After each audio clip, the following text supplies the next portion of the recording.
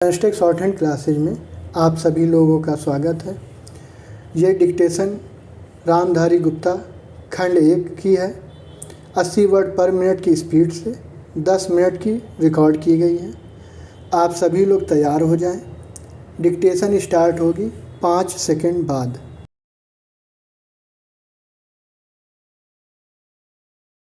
अध्यक्ष जी, किसी भी देश की विदेश नीति अपने में कोई स्वतंत्र नीति नहीं होती है, वरन वह किसी देश की आंतरिक नीति को स्पष्ट करती है। उदाहरण के लिए हम अमेरिका को ले सकते हैं। उसने अपने यहाँ अधिक अन्न पैदा किया और जब उसके पास अनाज फालतू बच गया, तब वह अपने बकाया अनाज की बिक्री के लिए ऐसे देशों की तलाश करने लगा जो उधार पर माल ले सकते हों। किंतु हमारी आंतरिक नीति ने यह तय किया कि खर्चीले ढंग से सरकार चलाएंगे और स्वदेशी मुद्रा की कोई राशि हमारे पास नहीं बचेगी। हमने कर भी लगा दिए और मुद्रा प्रसार भी कर दिया। कुछ संकट पड़ने के बाद इस बात की आवश्यकता को नहीं समझा कि उस पैसे का कहीं अन्यत्र उपयोग कर सकें। पैरा श्रीमान, मुझे माननीय प्रधानमंत्री जी के इस कथन पर दुख होता है कि दुनिया के अमीर और गरीब देशों का अंतर लगातार बढ़ता जा रहा है। मैं उनसे यह पूछना चाहती हूँ कि भारत की विदेश नीति ने उस अंतर को घटाने की क्या कोशिश की है।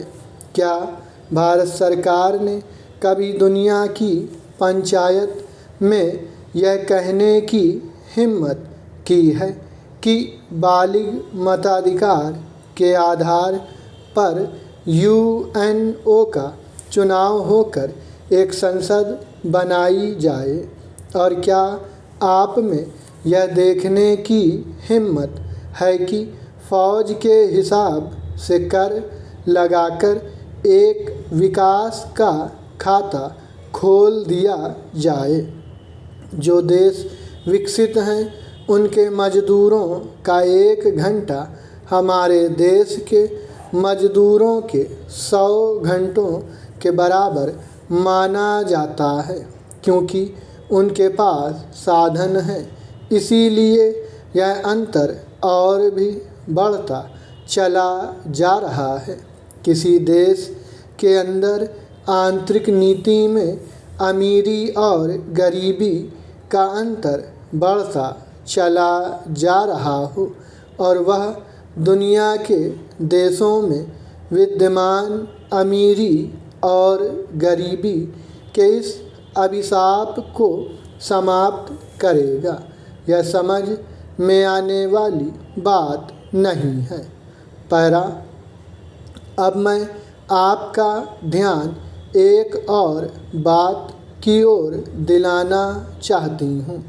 पूर्वी जर्मनी को मान्यता देते हमें परेशानी होती है, इसलिए कि शायद पश्चिमी जर्मनी को बुरा लगे, लेकिन पश्चिमी जर्मनी ने तो अपनी रक्षा का भार दूसरों पर छोड़ दिया है। उसने अपनी पूरी शक्ति इस बात पर लगा दी है कि अधिक से अधिक उत्पादन किया जाए। आपने जो समय दिया उसके लिए मैं आभार प्रदर्शन करता हूँ और आपका धन्यवाद करता हूँ। पैरा, अध्यक्ष जी, जिस समय पाकिस्तान ने भारत पर हमला किया था, उस समय उन्होंने देश की रक्षा के लिए महत्वपूर्ण कार्य किया था।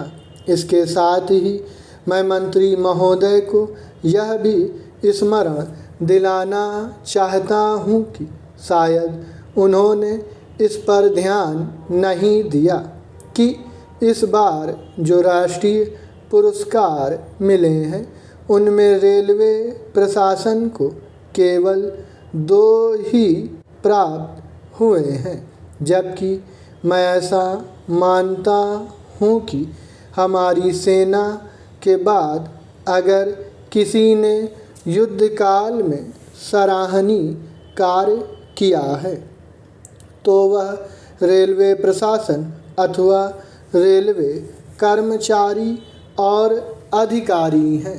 इसलिए उनके मनोबल को बनाए रखने के लिए और उनको प्रोत्साहित करने के लिए रेल मंत्री को इस बात पर भी ध्यान रखना चाहिए और इसका प्रयास करना चाहिए कि जो भी इस तरह के प्रोत्साहन मिलें उनमें रेलवे का विशेष ध्यान रखा जाए। पैरा रेल मंत्री महोदय ने अपने वक्तव्य में भी रेलवे कर्मचारियों की प्रशंसा की है या उनको प्रोत्साहन दिलाया है, लेकिन यह प्रोत्साहन शांतिकाल में भी बना रहना चाहिए। रेलवे ने युद्धकाल में जो काम किया वह तो देश की रक्षा का महान उद्देश्य था, लेकिन उसके बाद देश के निर्माण में या गरीबी मिटाने के लिए जो युद्ध होता है उसमें भी प्रत्येक रेलवे कर्मचारी का मनोबल उसी तरीके से बना रहे, इसके लिए भी रेल मंत्री महोदय को कुछ कदम उठाने की आवश्यकता है।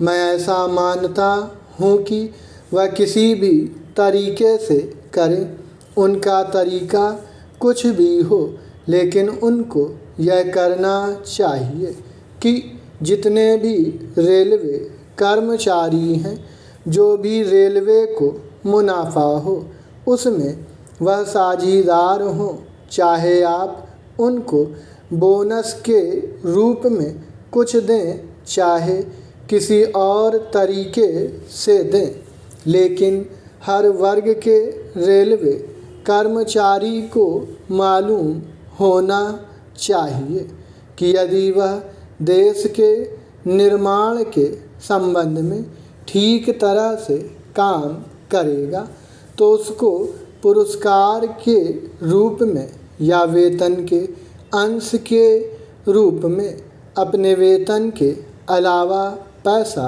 मिलेगा। इसी प्रकार इस संबंध में मैं एक और सुझाव देना चाहता हूँ। स्वतंत्रता के बाद रेल प्रशासन भारत सरकार का प्रशासन हो गया, लेकिन यह लोकसभा एक विशेष उद्देश्य को लेकर चुनी गई है। यह उस कार्यक्रम का एक नमूना ही है। गांधी जी ने जीवन के सभी पहलुओं पर प्रकाश डाला था। धन को वे संयम से व्यय करने के हक में थे। स्टॉप।